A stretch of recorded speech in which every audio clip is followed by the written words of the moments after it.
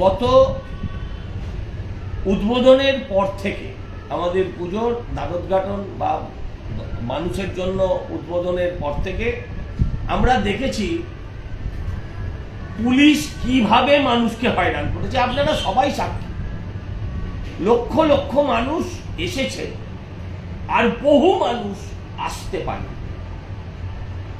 সন্তোষ মিত্র স্কোয়ারের পক্ষ থেকে আমি হাত জোর করে আপনাদের কাছে আহ্বান জানাবো, আগামীকাল সন্ধে 6:30 আমাদের প্রতিমা গঙ্গাবক্ষে নিরঞ্জন হবে।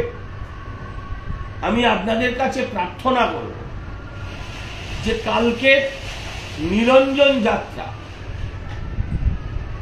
সঙ্গে সঙ্গে এই পুলিশি হয়রানির বিরুদ্ধে প্রতিবাদ যাত্রাও হয়ে উঠবে। মা শুধু একা মহিষাসুরকে বধ করছেন,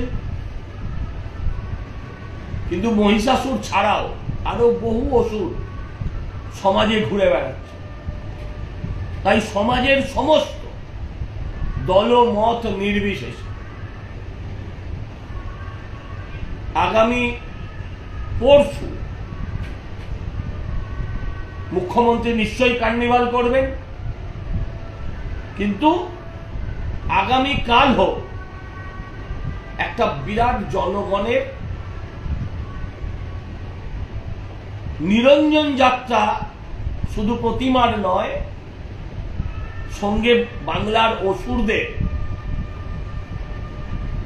নিরঞ্জন হোক, বাংলার অসুর বিসর্জিত হোক, এই প্রার্থনা নিয়ে আমরা একটা বড় মিছিল, আমরা একটা বড় যাত্রা করতে চাই আপনাদের সঙ্গে নিয়ে।